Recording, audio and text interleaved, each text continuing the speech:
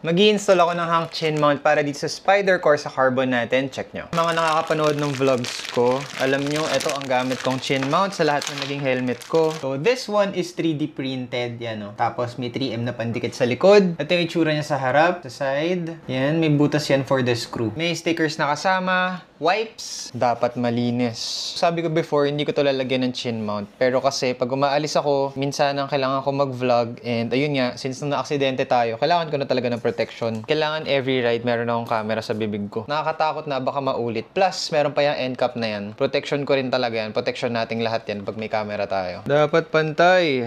Make sure lang na pantay yung pagkakakabit nyo para pantay din yung video mo, hindi nakatabingi. Maganda sa hang chin mount is design talaga siya sa helmet mo. Kung anong model ng helmet mo, meron sila for that one. Ito namang safety tether ang ikakabit natin dito. Pag natali nyo na siya, ang installation dito dapat medyo malayo-layo para hindi nag-rattle yung tali, hindi nyo siya naririnig kung mahampas-hampas. Perfect installation, ganito magiging itsura. Wait for 24 hours bago nyo siya lagyan ng camera. Importante yon para super tigas talaga ng pandikit niya, hindi siya tatanggal. So yun guys, nabili ko to from Shopee. Yan o, 749 siya pero discounted, 695 na lang. Kung meron kayong helmet na wala pa sa market or bagong release lang, pwede kayo mag-message sa Facebook page sila, Hang Chin Mounts. Pwede rin kayo magpa-personalize dun. May processing time lang, syempre, research and development, pero magagawa nila yan, kayang-kaya nila yan. So kung nagvo-vlog kayo or gusto nyo ma-record yung rides nyo, number 1 sa Philippines, yung Hang Chin Mount, check nyo na, let's go.